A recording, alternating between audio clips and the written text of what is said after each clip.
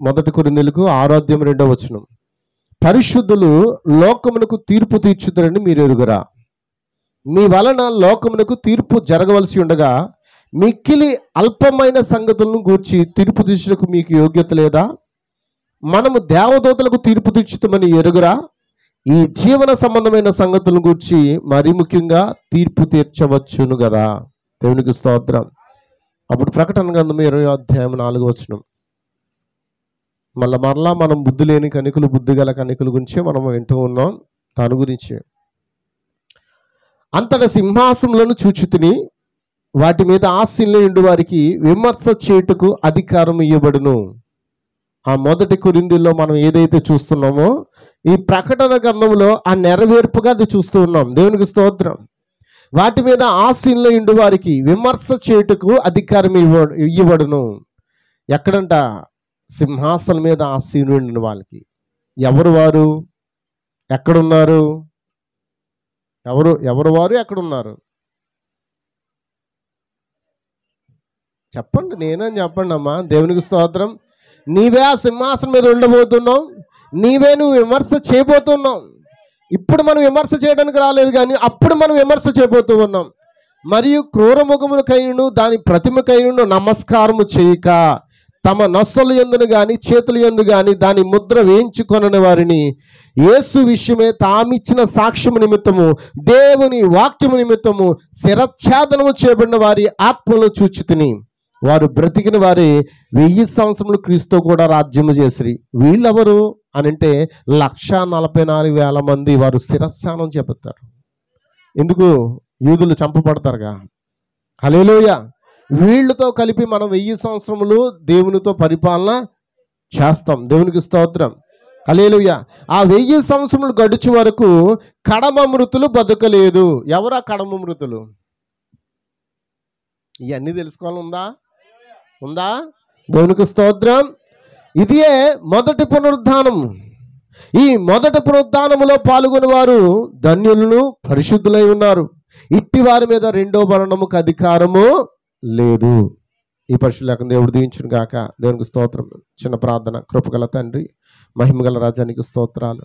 చదవనే లేఖనం ద్వారా మాతో మాట్లాడండి. ఇదిగో బలహీనుడు నన్ను కూడా బలపరచండి.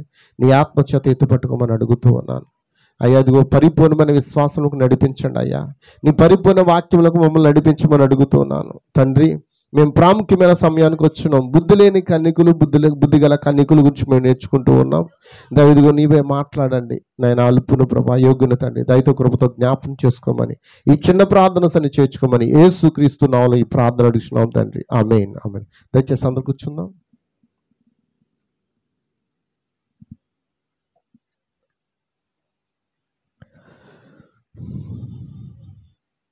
మీరందరూ మరి వాక్యం కొరకు సిద్ధంగా ఉన్నారండి?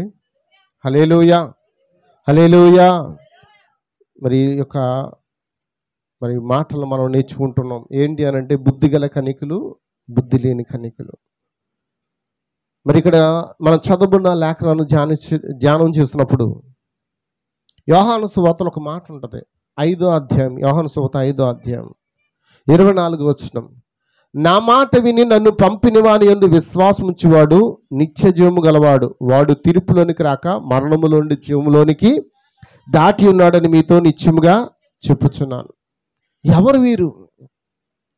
ఎవరండి? ఆయన మాట విన్నవారు, ఆయన మాటకు లోబడిన వారు, ఆయన మాటను వారు పాటించుతున్నవారు. వారు తీర్పులోకి వెళ్ళరంట. వారు మరణములో నుండి జీవములోనికి దాటి ఉన్నారని వాక్యం సెలవిస్తూ ఉన్నది. దేవునికి స్తోత్రం. హల్లెలూయా, హల్లెలూయా. నిజమైన మనం ఎవరమండి? తీర్పులోకి వెళ్ళేవారం కాదు, తీర్పును ప్రకటించేవారు మనం. తీర్పును దాటిపోయాం మనం. ఇప్పుడు మరణమును జయించి మనం ఎక్కడికి వెళ్తున్నామంట? జీవంలోనికి వెళ్తున్నవారమంట. దేవునికి స్తోత్రం. హల్లెలూయా, హల్లెలూయా. అట్టి వారి మీద రెండో మరణం ఉండదంటండి. ఇటువారి మీద, ఆయన మాట విన్న వారి మీద, ఆయన వాక్యముకు లోబడిన వారి మీద, ఆయన వాక్యముకు లోబడి జీవించే వారి మీద రెండో మరణము పనిచేయదు. ఏంటండి పాస్టర్ గారు, రెండో మరణం ఉందా? బైబిల్ చెప్తుంది రెండో మరణం ఉందని. మొదటి మరణమే మన యొక్క ముగింపు అనుకుంటాం. కాదండి, ఇది శరీరానికి ముగింపు. మరి రెండో మరణం దేనికి? ఆత్మకే. అందుకే మనం ఎవరికి భయపడాలి? శరీరాన్ని నశింపచేయడానికి మనం భయపడాల్సిన అవసరం మనకి లేదు. శరీరమును ఆత్మను నశింప చేయగల శక్తి గల దేవునికి మనం ఏం చేయాలి? భయపడాలని వాక్యం చెప్తుంది. దేవునికి స్తోత్రం, దేవునికి స్తోత్రం. కాబట్టి మనం ఎవరికి తీర్పు తీరుస్తామో ఈ యొక్క కొరింథీయులు రాసిన పత్రిక అపోస్తలుడైన పౌలు చెప్తూ ఉన్నాడు, పరిశుద్ధులు లోకమునకు తీర్పు తీర్చేదని మీరు ఎరుగురా. మనం ఎవరికి తీర్పు తీరుస్తాం? లోకమునకు. మీ వలన లోకమునకు తీర్పు జరగవలసి ఉండగా మిక్కిలి అల్పమైన సంగతులను గూర్చి తీర్పు తీర్చుటకు మీకు యోగ్యత లేదా? దేవునికి స్తోత్రం. మనం దేవదూతలు కూడా ఏం చేస్తామంట? తీర్పు తీరుస్తాం. ఎవరా దేవదూతలు? ఎవరనగా దేవుని ఆత్మను త్రోసివేసి దేవుని కంటే హెచ్చించుకున్న ఆ లూసిఫర్కును, ఆ లూసిఫర్తో పాటు ఏకీవించిన దేవదూతలందరికీ మనం ఏం చేస్తాం? ఒక దినాన తీర్పు తీర్చబోతూ ఉన్నాం. దాన్ని వెంబడించే వారికి తీర్పు తీర్చబోతూ ఉన్నాం. అందుకే అప్పుడు మనం తీర్పు తీర్చాలంటే ఇప్పుడు మనము దేవుని చేత శిక్షించబడాలి. నిజమేనా? అందుకే అప్పుడప్పుడు మనకు బాధలు శ్రమలు ఎందుకు వస్తున్నాయి? ఈ లోకముతో పాటు శిక్ష విధించకుండా నిమిత్తం ఇప్పుడు ప్రభు చేత మనము శిక్షించబడుతున్నాం. ఎంతమందికి అర్థమవుతుంది? బుద్ధిగల కన్యక శిక్షకు ఇష్టపడుతుంది. బుద్ధిగల కన్యక ఆ శిక్షను స్వీకరిస్తుంది. బుద్ధిగల కన్యక ఆ వాక్యముకు లోబడుతుంది. ఎందుకంటే ఆమెకు కావాలి దేవుని మాటలు, ప్రతిదాన్ని ఆమెకు కావాలి. ఆ మాటల్లో ఎంత స్పష్టత ఉందో ఆమె పట్టుకుంటుంది. బుద్ధిగల కన్యక వాక్యానికి లోబడుతుంది. బుద్ధిగల కన్యక వాక్యం కొరకు పరుగులు తీస్తుంది. బుద్ధిగల కన్యక ఎత్తబడే విశ్వాసం పొందుకుంటుంది. బుద్ధిగల కన్యక ఎత్తబడడానికి సిద్ధపడుతుంది. ఆమె కొరకు ఏమైతే వాక్యం చెప్పబడుతుందో, ఆమె కొరకు సేవకుడు ఏదైతే విత్తుతున్నాడో, ఆమె కొరకు సేవకుడు ఏదైతే సిద్ధపరుస్తున్నాడో ఆ సిద్ధపరిచిన వాక్యము తీసుకోవడానికి ఆమె సిద్ధపడుతుంది. ఎస్తేరు కూడా చూడండి. ఎస్తేరు ఆమె యూదుల్లోంచి వచ్చిందే, కానీ ఆమె కొరకు దేవుడు ఏర్పాటు చేసిన మెమోకాన్ అక్కడ ఉన్నాడు. అతడు 7వ వాడైన ఒక ప్రవక్త. ఆ మెమోకాన్ ఇచ్చిన ఆ యొక్క ఏంటి సూచన్స్ లేకపోతే ఇంట్రడక్షన్స్, ఆ రాజు దగ్గరికి వెళ్ళవలసిన యొక్క ప్రతి దాన్ని కూడా ఆమె ఏం చేస్తుంది? పాటించింది, తీసుకుంది. ఆమె సొంత నిర్ణయాలు అక్కడ ఏమీ చెప్పలేదు. ఎంతమందికి అర్థమవుతుంది? కానీ ఈరోజు కూడా మనం ఏమై ఉన్నాం? ఆ ఎస్తేరు వల్ల మనం కూడా సిద్ధపడాలి. ఆ రెబెకా వల్ల మనం సిద్ధపడాలి. ఆ రూతు వల్ల మనం సిద్ధపడాలి. ఏమేనంటారా? దేవునికి స్తోత్రం. సంగమా, నువ్వు ఎస్తేరును ఒక స్థానంలో తీసుకో, రెబెకాను ఒక స్థానంలో తీసుకో. ఎందుకంటే ఒక దినాన వారు తీర్పు తీర్చడానికి సిద్ధంగా ఉన్నారు. బైబిల్లో చెప్తున్నాడు, యేసుప్రభు అన్నాడు, షాబా దేశపు రాణి గురించి చెప్పాడు. ఏం చెప్పాడండి? ఆమె ఎవరికి తీర్పు తీరుస్తుందంట? ఈ తరములో ఉన్న వారికి, ఈ తరములో ఉన్న వారికి, ఈ తరములో దేవుని వాక్యం త్రోసివేసిన వారికి ఒక్కరోజు ఆమె ఆ యొక్క తీర్పులో నిలబడి వారికి ఏం చేస్తుందంట? ఆమె తీర్పు తీరుస్తుందంట. చెప్పండి అమ్మా, ఇప్పుడు మనము తీర్పులోకి వెళ్దామా, తీర్పును ప్రకటించే వారిగా ఉందామా? చెప్పాలి. హల్లెలూయా, దేవునికి స్తోత్రం. అందుకే ఆ ప్రకటన గ్రంథం 20వ అధ్యాయంలో ఏమన్నది? అంతటా సింహాసనములు చూచితిని, వాటి మీద ఆసీనులైన వారికి విమర్శ చేయుటకు అధికారం ఇవ్వబడును.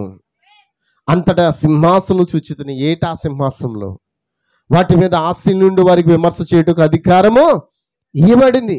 మరియు క్రూరముగానికి వారు నమస్కారం చేయలేదంట. ఎంతమందికి అర్థమవుతుంది? ప్రతిమకైన వారు నమస్కారం చేయలేదట. తమ నొసళ్ళు ఎందు గాని చేతులు ఎందు గాని ముద్ర వేయించుకొనని వారు వాళ్ళు. దేవునికి స్తోత్రం. ఆమేన్, ఆమేన్. ఇప్పుడు త్వరలో 666 ముద్ర రాబోతుంది. ఇప్పుడు ప్రతిదీ స్కాన్ చేయబోతుంది. ఎంతమందికి అర్థమవుతుంది? హల్లెలూయా. ఇప్పుడు నువ్వు కొట్టుకాడికి వెళ్ళి ఏం చేస్తున్నావు చెప్పండి? ఏమండి, కొనుక్కోవడానికి ఏం చేస్తున్నారు? ఒకప్పుడు డబ్బులు ఇచ్చేవారు, ఇప్పుడు ఏం చేస్తున్నారు? బైబిల్లో ఉన్నది జరుగుతుందా అమ్మా? జరుగుతుందా? మాటల్లో ఉంటుండగానే, మన వాక్యం ఉంటుండగానే అది ఏమైపోయింది? అమల్లోకి వచ్చిందా? దేవునికి స్తోత్రం. నీకు అలవాటు చేయాలి. ఆ శత్రువు వాడు అలవాటు చేయడానికి ఇవన్నీ చేస్తున్నాడు.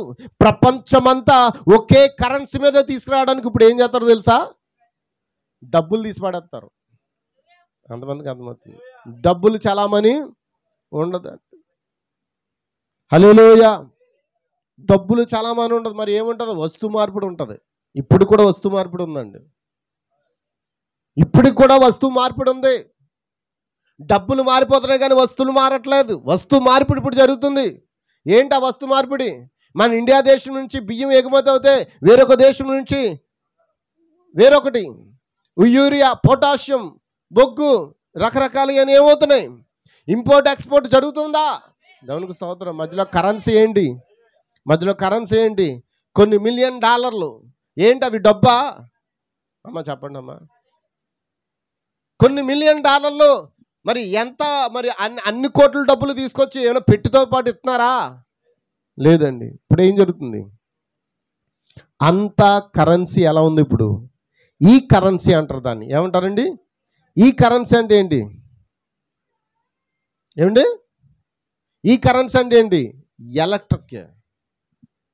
ఇప్పుడు అంతా కంప్యూటరైజ్డ్ కరెన్సీ వచ్చేసింది. ఇప్పుడు నువ్వు కొనడం అమ్మడం కూడా దాని ద్వారానే చేయాలి. దేవునికి స్తోత్రం. ఇప్పుడు మనం చూస్తుండగానే 666 ముద్ర రావడానికి సిద్ధంగా ఉంది. దానికి ముందు మనం ఏమవ్వాలి? ఎవరు గట్టిగా చెప్పట్లేదు. ఎవరికి ఆసక్తి లేదనుకుంటా, ఎవరికి వెళ్ళడానికి ఇష్టం లేదనుకుంటా, ఇక్కడే ఉండిపోదాం అనుకుంటున్నారేమో, ఇక్కడే సంపాదించుకోవాలనుకుంటున్నారేమో, ఇక్కడే కూర్చుకోవాలనుకుంటున్నారేమో. ఏమో, దేవుడు మాత్రం ఈ ప్రతి అవసరత తీర్చగల సమర్థుడైన ఆయన ఏదైనా చేయగలడు. నీ జీవితంలో ఏదైనా మార్చగలడు, చేయగలడు. ఉన్నది లేనట్టుగా, లేనిది ఉన్నట్టుగా మార్చగల దేవుడు. అలాంటి గొప్ప దేవుని కలిగి ఉన్నందుకు నువ్వు ధన్యుడివే. ఓ, మొదటి పునరుద్ధానంలో ఉన్నవారు ధన్యులు. రెండో పునరుద్ధానంలో వచ్చేవారు వచ్చినోట రాపోనోట. దేవునికి స్తోత్రం. ఎందుకని మనం తీర్పుకు వెళ్ళడానిక? ఇంత భక్తి చేసి, ఇంత ఆరాధన చేసి, ఇంత దేవునిగా దగ్గరగా ఉండి ఆయన ఆరాధించేది మనం తీర్పులోకి వెళ్ళడానిక? దేవునికి స్తోత్రం. హల్లెలూయా, హల్లెలూయా. అందుకే ఈ రోజున గమనించండి. అంతట సింహాసనం చూచితిని, వాటి మీద ఆశీనుండి వారికి విమర్శ చేయుటకు అధికారం ఇవ్వబడును. మరియు కుర్రమక్కయును దాని ప్రతిమకైనను నమస్కారము చేయక తమ నొసలు యందు గాని చేతులు యందు గాని దాని ముద్ర వేయించుకొనని వారిని యేసు విషయమే తామిచ్చిన సాక్ష్యము నిమిత్తము దేవుని వాక్యము నిమిత్తము శిరఛేదనము చేయబడిన వారి ఆత్మలను చూచితిని అన్నాడు. ఎవరు చూశారంట? యోహాను చూశారు. వారు బ్రతికిన వారే 1000 సంవత్సరములు క్రీస్తు కూడా రాజ్యం చేశారు. వాళ్ళు ఎవరు? 1,44,000 మంది యూదులై ఉన్నారు. ఆమేన్. ఆ 1000 సంవత్సరాలు గడిచే వరకు కడమ మృతులు బ్రతకలేదు. 1000 ఏండ్ల పాలన అయ్యేంత వరకు కూడా వెడవబడిన ఆ బుద్ధి లేని కన్యకులు తిరిగి లేపబడరు. ఎంతమందికి అర్థమవుతుంది? అర్థమైందా? కడమ మృతులు ఎవరు? కడమ మృతులు ఎవరండి? విడవబడి చనిపోయిన వారు పెండ్లి విందులు పోగొట్టుకుంటారు, 1000 ఏండ్ల పాలన పోగొట్టుకుంటారు, ఎత్తబాటును పోగొట్టుకుంటారు. అటు తర్వాత వారు తీర్పులోనికి వస్తారండి. దేవునికి స్తోత్రం. ఇన్ని పోగొట్టుకుని వారు ఎప్పుడు? కడమ మృతులు అప్పటి వరకు బ్రతకరని వాక్యం చెబుతూ ఉంది. దేవునికి స్తోత్రం. హల్లెలూయా. వీటిని అన్నిటిని వివరించడానికి దేవుడు ఈ కాలానికి కూడా ఒక ఏలియాను మన కొరకు పంపించున్నాడు. ఆమేన్, ఆమేన్, హల్లెలూయా. ఎంతమందికి అర్థమవుతుందండి? అందుకే ఈ మొదటి పునరుద్ధానములో పాల్గొనే వారు ధన్యులను, పరిశుద్ధులై ఉందురు. ఇట్టి వారి మీద రెండో మరణంకి అధికారము లేదు. వీరు దేవునికిని క్రీస్తునుకును యాజకులై క్రీస్తుతో కూడా 1000 సంవత్సరములు రాజ్యమును చేదురు. ఇప్పుడు ఎవరు చేస్తారు 1000 సంవత్సరాల రాజ్యము? ఎవరు చేస్తారు? డౌట్గా ఉన్నట్టున్నారు. మనం ఎక్కడ పోతాంలే అన్నట్టున్నారు. మీరు అనుకుంటే నేను మాత్రం వెళ్ళిపోతామని ఆశ ఉంది. ఆయన ఒకటే ప్రార్థన చేస్తున్నాను, ప్రభువా నన్ను తీసుకుపోతే క్రీస్తునందు మృతులుగానే తీసుకుపో, లేకపోతే ఎత్తబాటులోనే ఉంచు. ఎత్తబాటులో కానీ నా పేరు లేకపోతే ముందుగా తీసుకుపో. దేవుడికి తెలుసండి ఎత్తబాటులో ఎవరుంటారో ఎవరు ఉండరు. మరి ఆయన కనికరము కృప కావాలంటే నువ్వు ఒకటే ప్రార్థన చేయి, ఎత్తబాటులో నా పేరు లేకపోతే ముందుగా తీసుకెళ్ళిపో, లేదా ఎత్తబాటులో తీసుకెళ్ళిపో. ఈ రెండు నేను పోగొట్టుకున్నాను అనుకో, నా ఎంత దరిద్రుడు మరొక్కడు ఉండడు. చెప్పండి ఇప్పుడు ఇంకెలా మనం భక్తి చేయాలి? ఇంకెలా దేవునికి మనం లోబడాలి? దేవునికి స్తోత్రం, దేవునికి స్తోత్రం. హల్లెలూయా, హల్లెలూయా. వధువు సంఘం నుండి ఎత్తబడినప్పుడు సంఘకాలం ముగిసిపోతుంది. లవోదిక గందరగోళంలోకి వెళ్ళిపోతుంది. వధువు మహిమలోకి వెళ్ళిపోద్ది. అప్పుడు నిద్రించున్న కన్యకు 3.5 సంవత్సరాల పాటు శ్రమల కాలం వస్తుంది. అప్పటికి అనుకుంటారంట బుద్ధి లేని కన్యకులు. ఇంకేం చేస్తారో తెలుసా? ఇలాగ ఆరాధనలు పెట్టుకుని, అలాగే మ్యూజిక్లు వాయించుకుని, అలాగే పేటలు కొట్టుకుని, అలాగే సాక్ష్యాలు చెప్పుకుంటూ దేవుడు నా పట్ల ఎంతో మేలు చేశాడని చెప్తారంట.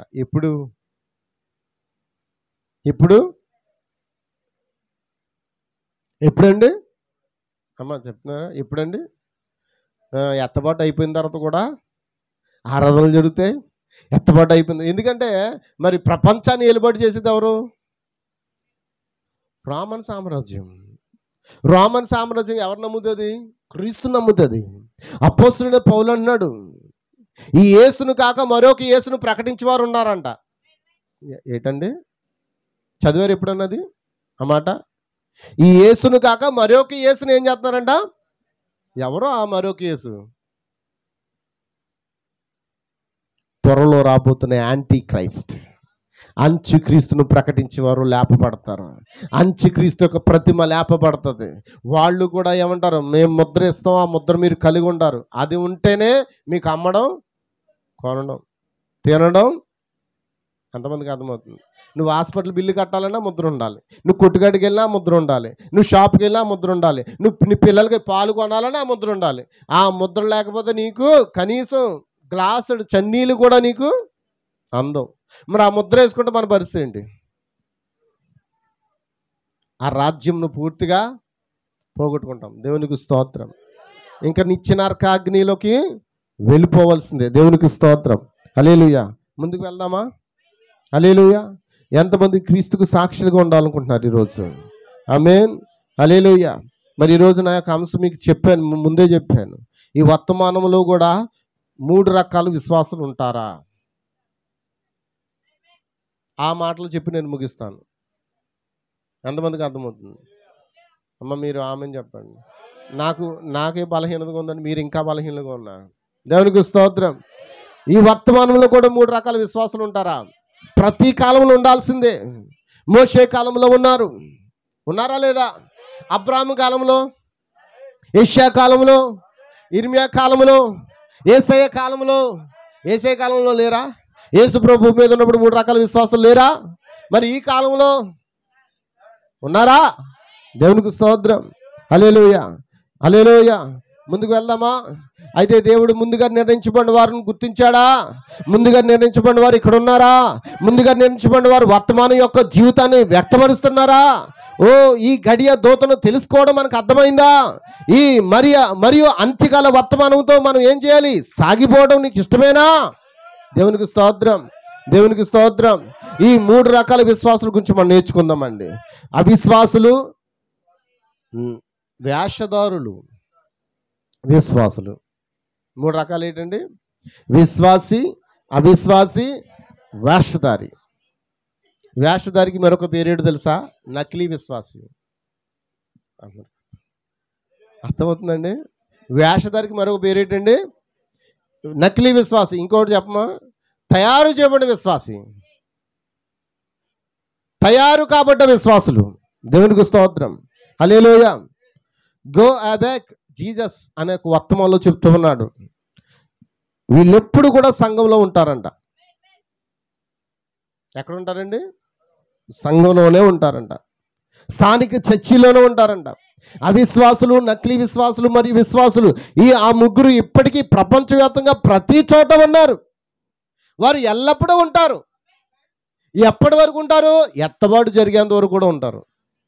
ఎత్తబాటు అయిపోయిన తర్వాత కూడా వాళ్ళు ఏం చేస్తారు? నకిలీ విశ్వాసులు అలాగే ఉండి ఎత్తబాటు అయిపోయిందని కూడా నమ్మకుండా ఆరాధనలు పెడతారు, కూటాలు పెడతారు, స్వస్థతలు, అద్భుతాలు అన్నీ చేస్తుంటారు వాళ్ళు. ఆమేన్. కానీ నిజమైన విశ్వాసి ఎప్పుడు వాక్యాన్ని కనిపెట్టుకుంటూ ఉంటాడు.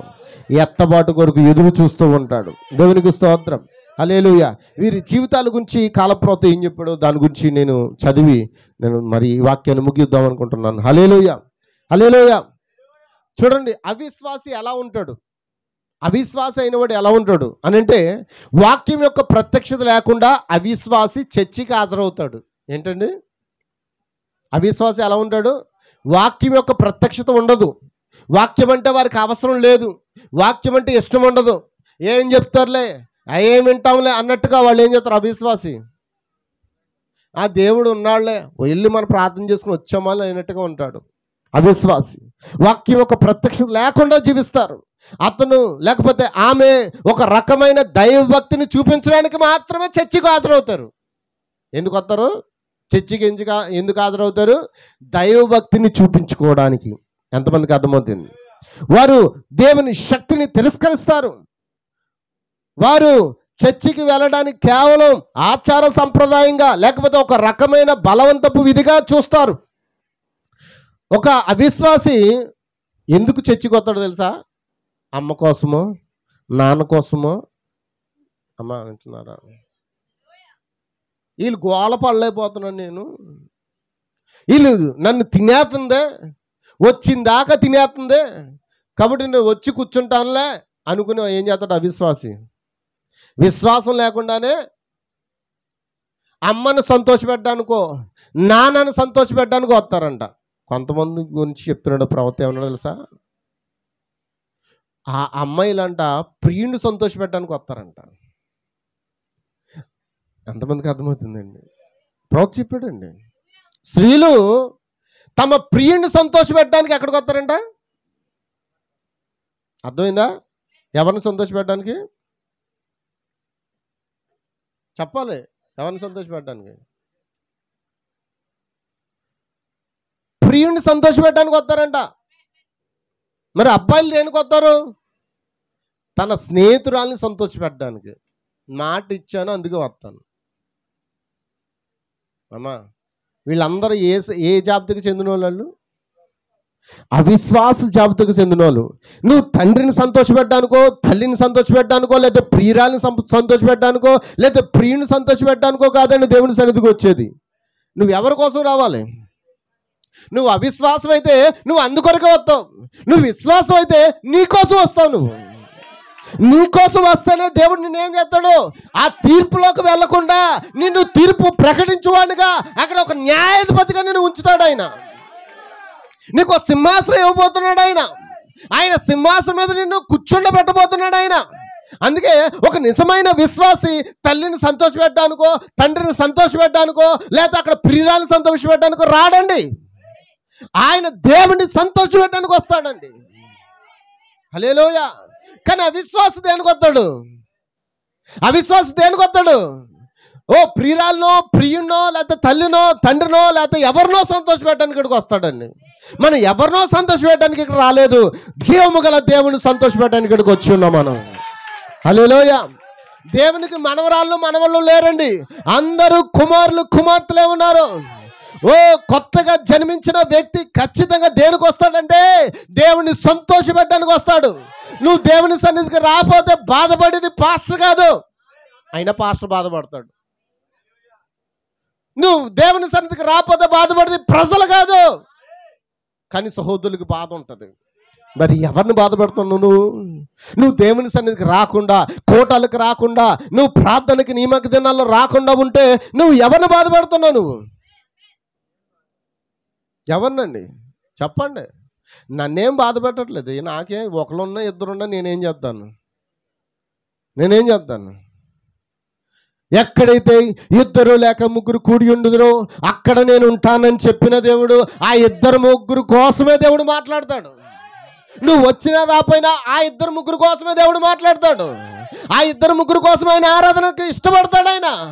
ఆయన నువ్వు ప్రేమిస్తే ప్రతి దానిలో కూడా నువ్వు పాల్గొంటావు. అవిశ్వాసులు అలా ఉంటారండి. అవిశ్వాసులు అసలు లెక్కే చేయరండి. దేవుడు అంటే భయం ఉండదు. దేవుని సంతోషపెట్టడానికి రారండి చర్చికి. ఎవరిని సంతోషపెట్టడానికి? పాస్టర్ గారిని సంతోషపెట్టడానికి. ఎవరినండి? నేను వస్తే పాస్టర్ గారు సంతోషపడతాడు. పాస్టర్ గారు సంతోషపడితే ఉపయోగం ఉంది? నేను సంతోషపడితే నేనేమైనా తీసుకెళ్ళి అందలం ఎక్కిస్తానా? నేనేమైనా కుర్చీ ఎక్కిస్తానా? లేదా నీకేమైనా సింహాసనం ఇస్తానా?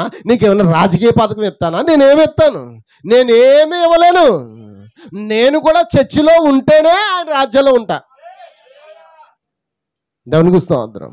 హల్లెలూయా. అంతమందికి అర్థమవుతుంది. అవిశ్వాసులు సేవకుని సంతోషపెట్టానుకో, పక్కోళ్ళని సంతోషపెట్టానుకో, ఆ చుట్టుపక్కల ఉన్న వాళ్ళని సంతోషపెట్టానుకో, తండ్రినో తల్లినో ప్రియున్నో ప్రియురాలను ఎవరినో ఒకరిని సంతోషపెట్టడానికి వస్తారంట చర్చికి. నో సార్, నువ్వు విశ్వాసంగా ఉంటే అలా ఎన్నడూ చేయవు. హల్లెలూయా, హల్లెలూయా. ఓ నిశ్చయంగా నువ్వు వాళ్ళంట వాక్యం వింటారంట. ఏంటో అవిశ్వాసులు ఏం చేస్తారు? వాక్యం వింటారు. చర్చిలో ప్రజలు కూర్చోవడం మీరు ఎప్పుడైనా చూసారా? వాళ్ళు ఎప్పుడు కూడా కదలరండి, వింటారు వాక్యం. హల్లెలూయా. స్త్రీలకి మనం చెప్తూ ఉంటాం జుట్టు కత్తిరించవద్దు, జుట్టు కత్తిరించొద్దు అని చెప్తూ ఉంటాం. కానీ వాళ్ళు అవిశ్వాసులు కదా, ఏం చేస్తారు? వాళ్ళ పనులు వాళ్ళే. ఏం చేస్తారు? జుట్టు చిగుర్లు బాగాలేదండి, అందుకే నేను ఏం చేశానండి, నువ్వు ఎవరిని కత్తిరించావు తెలుసా? ఆయన మహిమను కత్తిరించావని చెప్తూ ఉన్నాడు. దేవునికి స్తోత్రం. హల్లెలూయా. సంవత్సరాలు గడిచే కొద్దీ ఇంకా జుట్టు ఊడిపోతుంది. కారణం ఏంటో తెలుసా? నువ్వు కత్తిరి ఇంకా అన్ని మీద ఉంచావు. మరి పురుషులు చూడండి, ధూమపానం గురించి చెప్పండి. వాళ్ళు ఏం చేస్తారు? చర్చిలో బాగానే ఉంటారు సిగరెట్ తాగకుండా, బయటికి వెళ్ళిన తర్వాత యథావిధిగా ఎవరో చూడట్లేదు అనుకుంటాం. ఎవరో చూడడానికి నువ్వు తాగడం మానేలేదు, నిన్ను చూచుచున్న ఒక కన్ను ఉందని మాత్రం గ్రహించి మానేసావు నువ్వు. హల్లెలూయా, హల్లెలూయా. పురుషులు ధూమపానం గురించి, స్త్రీలు తాగడం గురించి మాట్లాడండి, కానీ వాళ్ళు అదే చేస్తారు. వాళ్ళు ఇక్కడ అంటున్నాడు, బాతు వీపు మీద నీళ్లు పోసినట్లుగా ఉంటారంట వాళ్ళు. మన మన సామెత ఏంటి? మన సామెత ఏంటి చెప్పండి? అమెరికాలో సామెత ఏంటంటే బాతు వీపు మీద నీళ్లు పోసినట్లుగానే ఉంటారంట. ఏంటి, బాతు వీపు మీద నీళ్లు పోతే బాతు ఏమైనా పెరిగిపోద్దా? ఏమండి చెప్పండి అమ్మా. బాతు వీపు మీద నీళ్లు పోతే నీళ్ళు ఏమైనా ఆగుతాయా? కొంతమంది అలా ఉంటారు తెలుసా. ఎలా అంటున్నాను ఏమనుకుంది, మన భాషలో మాట్లాడుకుందాం. కొంతమందికి ఎంత చెప్పినా గంగిరెందు మీద నీళ్లు పోసినా అదేమవుతుందంట, ఏం చేస్తుంది? దాని మీద నీళ్లు నిలబడతాయా? దాని కోపం చల్లార్చడానికి నీళ్ళు ఏం చేస్తావు నువ్వు? బకెట్లు వేస్తావు, అవునా కదా? చెప్పండి అమ్మా. ఏమీ లేదా? ఇంటికి వచ్చిన తాగేసిన భర్త మీద మనం ఏం చేస్తాం? చల్లారుతాడని నీళ్లు మాత్రం జల్లుతూ ఉంటాం. అది చల్లారదు, ఏమవుతుంది? ఇంకా అది తుస్సమంటే ఏమవుతుంది? ఇప్పుడు పెనం మీద నీళ్లు జల్లితే ఏమవుతుందండి? కింద మంట ఎట్టి నువ్వు పెనం మీద నీళ్ళు జల్లానికి ఏముంటుంది? మంట ఆల్రెడీ ఉంది కాబట్టి తుస్సుమంట కానీ చల్లారదు అది, అవునా కదా? ఈరోజు అవిశ్వాసుల మీద ఎంత నీళ్ళు అవి నిలబడం, అవి దులుపుకుని ఏం చేస్తాయి? బాతు వీపు మీద నీళ్ళు వేస్తే ఏం చేస్తుంది అది?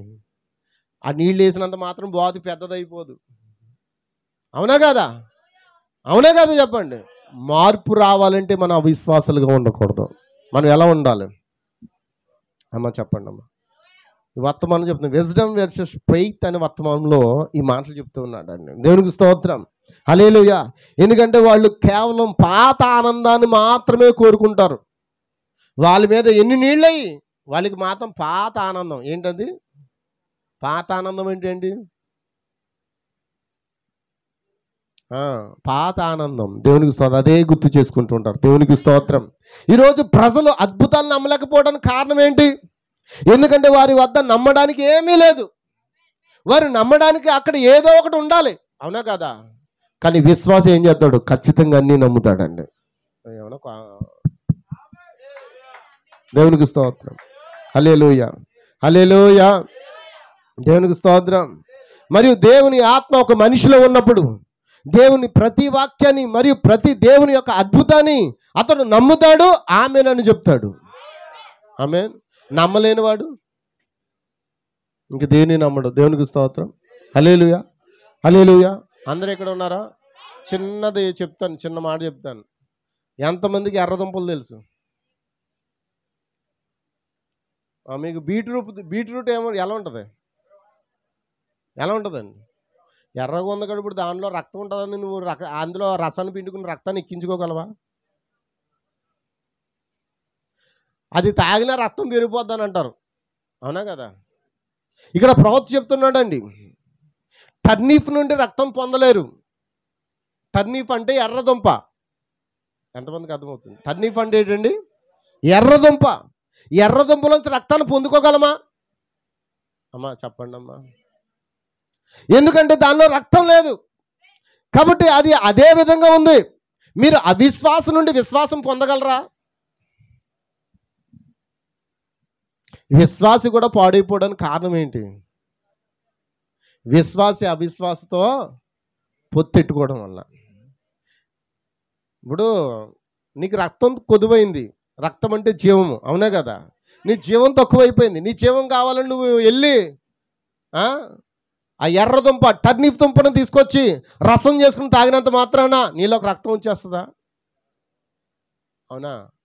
రాదండి. దేవునికి స్తోత్రం. ఈరోజు గమనించండి, మీరు అవిశ్వాసం నుండి విశ్వాసం పొందలేరు. ఎందుకంటే అక్కడ నమ్మడానికి ఏమీ లేదు. దేవునికి స్తోత్రం.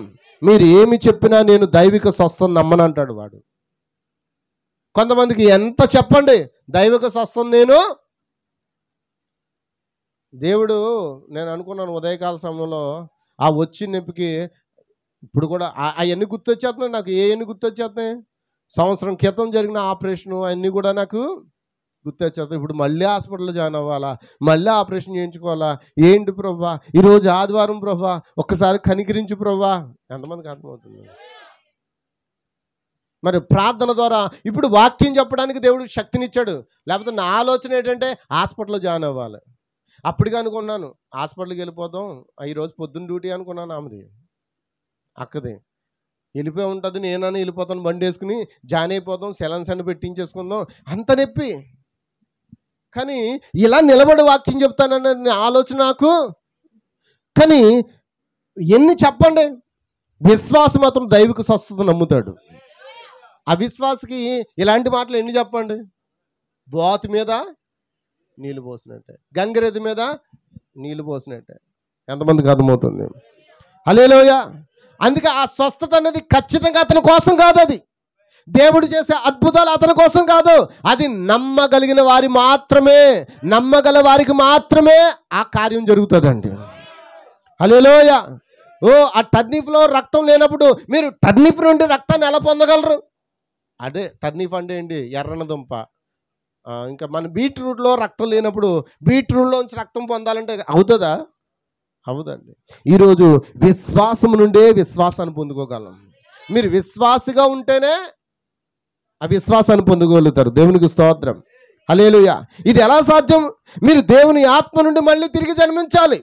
మీరు సర్వశక్తిమంతుడైన దేవునితో సహవాసం చేయాలి. హల్లెలూయా. ఎందుకంటే అది చిందించబడిన రక్తం. ఆయన మన కొరకు ఏం చేశాడు? రక్తాన్ని చిందించాడు. ఆ రక్తం ఇంకా శ్రేష్టంగా ఉందని ఏ విశ్వాస అయితే నమ్ముతాడో ఆ నమ్మకానికి బట్టే దేవుడు కార్యాన్ని చేస్తాడు. దేవునికి స్తోత్రం. హల్లెలూయా. ఇంకో రకం ప్రజలు, ఈ రెండో దానికి వస్తున్నాను ఇప్పుడు. రెండోది ఏంటంటే నమ్మే వాటిని తయారు చేయవాడు. ఏంటండి? దాన్ని ఏమంటారంటే వేషధారి. ఏంటండి? నమ్మేవాడిని తయారు చేయట వేషధారి. నమ్మేవాడికి వాక్య ప్రత్యక్షత ఉన్నట్లు అనిపిస్తుంది. వేషధారికి ఎలా ఉంటాడు? నాకు అంతా తెలుసులే, నాకు వాక్యం తెలుసులే, హల్లెలూయా, అన్నీ తెలిసినట్టుగా అనిపిస్తుంది.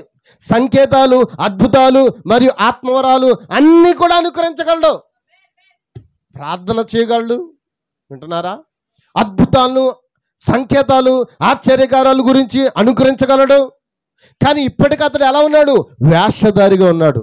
మరొక మాటలో చెప్పాలంటే ఈ కాలప్రవక్త చెప్తాడు, బార్డర్ బిలీవర్ అంట. ఎవరండి? అంటే సరిహద్దు విశ్వాసిగా ఉన్నాడు. దేవునికి స్తోత్రం. దేవునికి స్తోత్రం. వాళ్ళు ఎవరో తెలుసా? బైబిల్లో సరిహద్దు విశ్వాసులు ఎవరో తెలుసా? పాత నిబంధనలో బిలాము, క్రొత్త నిబంధనలో యోధా, ఇస్కరియోతు. వీళ్ళెవరో సరిహద్దు విశ్వాసులు. పాత నిబంధనలో బిలాము ఎంత గొప్పవాడండి. అతడు యెహోవాకు ప్రవక్తగా ఉన్నాడండి. ఉన్నాడా లేదా? దేవునికి స్తోత్రం. యెహోవాకు అతడు ఎలా ఉన్నాడు? ప్రవక్తగా ఉన్నాడు. ప్రవచించాడు. యేసుక్రీస్తు యొక్క పుట్టి కోసం ప్రవచించాడు. ఆ యొక్క యాకోబులో నక్షత్రం ఉదయిస్తాడని ప్రవచించాడు. అన్ని చేశాడు. చివరికి అతడు వేషధారణ జీవితం జీవించాడు. అతను డబ్బు కోసం ఇజ్రాయేల్ ప్రజలు శపించడానికి కూడా వెనుకాడలేదండి. అతను డబ్బు కోసం బ్రతికాడండి, బంగారు కోసం బ్రతికాడండి, కానీ దేవుని ఆత్మ కోసం బ్రతకలేదు. ఆమేన్. ఇస్కరియోతు యోధా దేనికోసం బ్రతికాడు? డబ్బు. దేవుడు కూడా అతను ఏం పెట్టాడంట? కోశాధికారిగా పెట్టాడంట. ఎక్కడ? ఆ 12 మందిలో. ఆ సంచి కూడా ఎవరి దగ్గర ఉండేదంట? ఆ కొత్త విశ్వాసాలను చేపలు పట్టుకోవడానికి ఎందుకు వెళ్ళేవాడో తెలుసా? ఆ స్వస్థత కార్యాలు, అద్భుత కార్యాలు ఎందుకు చేసేవాడో తెలుసా? ఆ డబ్బును బాగా ఎత్తన్నాము నాక సంచిలో నింపుకుందామని. ఎంతమందికి అర్థమవుతుంది? వచ్చుచున్న రాబడంతా సరిపోకే యేసుక్రీస్తుని ఏం చేశాడు? 30 వెండి నాణాలకి అమ్మేశాడు. ఎంతమందికి అర్థమవుతుంది? వీళ్ళెవరో నకిలీ విశ్వాసులు, లేకపోతే వీళ్ళు నమ్మేడే వారిని తయారు చేసేవాళ్ళు, లేకపోతే వేషధారులు ఏమన్నారు. హల్లెలూయా. వీళ్ళు ఎప్పుడు ఎలా ఉంటారో తెలుసా? వీళ్ళు ఈ కాలప్రవక్త చెప్తున్నాడండి. వాళ్ళు ఎలా ఉంటారంటే ఎల్లప్పుడూ వారి పాస్టర్ల తప్పును చూస్తూ ఉంటారంట. వాళ్ళు ఎలా ఉంటారు? పాస్టర్లో తప్పులు వెతుకుతూ ఉంటారంట. మరియు చర్చిలో తప్పులు మాత్రం వెతుకుతారంట. వారిలో తప్పులు మాత్రం వారు చూసుకోరు. ఎంతమందికి అర్థమవుతుంది? వారిలో ఎన్ని తప్పులున్నా వారు లెక్క చేయరు, కానీ వారు సేవకుల్లో తప్పులను, చర్చిలో తప్పులు మాత్రమే కనుగొంటారు. ప్రసిద్ధి చెందడానికి మరియు గొప్పగా సంపాదించడానికి మాత్రమే అవకాశం ఉంటే చాలు వాళ్ళు ఎంతైనా సంపాదించడానికి ప్రయత్నం చేస్తారంట. ఎవరిని మోసం చేస్తున్నారు వాళ్ళు? దేవుణ్ణి మోసం చేయడానికి ప్రయత్నం చేస్తున్నారు. హల్లెలూయా, హల్లెలూయా. ఇప్పుడు నకిలీ నమ్మకం ఉన్నవాడు తిరుగుతూ తనకు సాధ్యమైనంత భక్తితో ప్రవర్తిస్తూ ఉన్నాడు. ఎవరు? ఇస్కరియోతు యోధా. కానీ అతని గురించి ఈ కాలప్రవక్త ఏం చెప్పాడు చూడండి. హల్లెలూయా, హల్లెలూయా. ఒక యోధ అది ఖచ్చితంగా చుట్టూ తిరుగుతూ సమూహంలో భాగమైపోయాడు. అతను కోశాధికారి. చూసారా? అతను చుట్టూ నిలుస్తాడు. అతను ఎల్లప్పుడూ డబ్బు కోసం తన చేతిని చాపుతూ ఉంటాడు. ఎంతమందికి అర్థమవుతుంది? హల్లెలూయా. కాబట్టి గమనించండి, యేసుక్రీస్తు యొక్క సంఘములో కూడా అలాంటి ఒక ఏం చేశాడంట? ఒక వ్యక్తిని దేవుడు ఎన్నుకున్నాడంట. దేవునికి స్తోత్రం. మీరు ఒక విషయం చెప్పవచ్చు, అతను ఎల్లప్పుడూ డబ్బు కోసం మాత్రమే చేపలు పడుతుంటాడు. దేనికోసం? ఆ చేపల్ని ఆయన రాజ్యంలో ఆయన అప్పగిందామని కాదండి. ఎందుకోసం? ఆత్మలు పెరిగితే డబ్బులు పెరుగుతాయని ఆశ. ఆత్మలు పెరిగితే ఆయన రాజ్యంలో అప్పగించాలని ఆశ కాదు. ఆత్మలు పెరిగితే డబ్బులు పెరుగుతాయని ఆశ. దేవునికి స్తోత్రం. హల్లెలూయా. అతను నకిలీ నమ్మకం ఉన్నవాడు. అతను విశ్వాసలా ప్రవర్తిస్తాడు, కానీ అతని హృదయంలో మీకు గుర్తుందా? అతను యేసుని కూడా మోసం చేయలేకపోయాడు. ఎంతమందికి అర్థమవుతుంది? కానీ యేసుని ఏం చేశాడు? అమ్మేశాడా? ఇది ఎక్కడ చెప్పాడు? 3 రకాల విశ్వాసాల వర్తమానంలో చెప్పాడండి. 63వ సంవత్సరంలో 11 నెలల్లో బోధించబడింది 3 రకముల విశ్వాసులు అనే వర్తమానంలో. దేవుని చిత్తమైతే దాని గురించి వివరించుకుందాం. జస్ట్ మీకు ఇంట్రడక్షన్ ఇస్తున్నాను అంతే. ఎంతమందికి అర్థమవుతుంది? హల్లెలూయా. ఇప్పుడు ఆ నకిలీ విశ్వాసాన్ని కపటంగా పరిగణిస్తారు. ఇప్పుడు ఒక నకిలీ విశ్వాసాన్ని తీసుకుందాం. అది యోధా. అతనే నకిలీ విశ్వాసి. మరియు నకిలీ విశ్వాసి దానిపై ఏదైనా పొందగలిగే మార్గాన్ని కనుగొనడానికి ప్రయత్నిస్తూనే ఉంటాడు. వారు చిన్న తప్పును కనుగొనగలేకపోతే తెలుసుకోవడానికి తగినంత సమయం పాటు ఉండిపోతారు. దేవునికి స్తోత్రం. హల్లెలూయా, హల్లెలూయా. వాళ్ళు జిమ్మికులు చేస్తారంట. ఏం చేస్తారు? జిమ్మిక్కులు చేసే వాళ్ళు ఉన్నారా? దేవుడు ఆ వరాన్ని ఇస్తే వాడుకోవాలి. వరం లేకుండానే ఈ రోజున ఏం చేస్తున్నారు? అమ్మా చెప్పండి అమ్మా, చేస్తున్నారా? నేను ముగిస్తున్నాను. నిజమైన విశ్వాసి, ఈ నిజమైన విశ్వాసం ఎలా ఉంటాడో తెలుసా? ఎల్లప్పుడూ ఎత్తబాటును గురించి అవగాహన కలిగి ఉంటాడు. ఎత్తబాటుపై దృష్టి ఉంచుతాడు. అతను దేవుని యొక్క పూర్తి వాక్యాన్ని నమ్ముతాడు. హల్లెలూయా. చివరి రోజుల్లో వారు ఎలా ఉంటారు? యేసుక్రీస్తు యొక్క జీవితాన్ని మాత్రమే ప్రత్యక్షపరుస్తారు. ఇంకా వారి జీవితంలో ఏమున్నా ఇది వ్యర్థం అనుకుంటారు. ఎంతమందికి అర్థమవుతుంది? వీళ్ళు నిజమైన విశ్వాసులు. హల్లెలూయా. వారు ఆత్మలో పరిశుద్ధాత్మను పొందుతారు. నిజమేనా? మీరు పరిశుద్ధాత్మ పొందుకున్నారా? ఆమేన్. చాలా మంది నీటిలో బాప్తిసం పొందుకున్న గారిని ఆత్మలో బాప్తిసం పొందలేదు. దేవునికి స్తోత్రం. ఎత్తబాటులో వెళ్ళే బుద్ధి గల కన్యకలు వారు పరిగణిస్తారు. వారు సత్యాన్ని విశ్వసించడానికి వారు ప్రపంచ పునాది వేయబడక ముందే దేవుని చేత ఎన్నుకోబడిన వారు. నిజమేనా? ఎంతమందికి అర్థమవుతుంది? వాళ్ళు ఈ కాలానికి పంపబడిన వాక్యాన్ని త్రోసివేయరు. ఎంతమందికి అర్థమైంది? వారు వర్తమానం కలిగి ఉంటారు. వారు దేవదూతలు కూడా తీర్పు తీర్చడానికి సిద్ధపడి ఉంటారు. వారి పేర్లు గొర్రెపిల్ల జీవగ్రంథంలో రాయబడి ఉంటాయి. ఎంతమందికి అర్థమవుతున్నారు? అలాంటి వారు మాత్రమే ఎత్తబాటు కొరకు ఆలోచన కలిగి ఉంటారు. ఆమేన్. ఇప్పుడు చెప్పండి, అవిశ్వాసులు లేదా మేక్ బిలీవర్స్ అంటే ఏంటి? మేక్ బిలీవర్స్ అంటే ఏంటి? తయారు చేయబడిన విశ్వాసులు అంటే వేషధారులు. హల్లెలూయా. అయితే గమనించండి, ఈ వర్తమానం గురించి వారు ఏం చేస్తారు? ఈ అవిశ్వాసులు మేక్ బిలీవర్స్ వింటారు కానీ దాన్ని పాటించలేరు.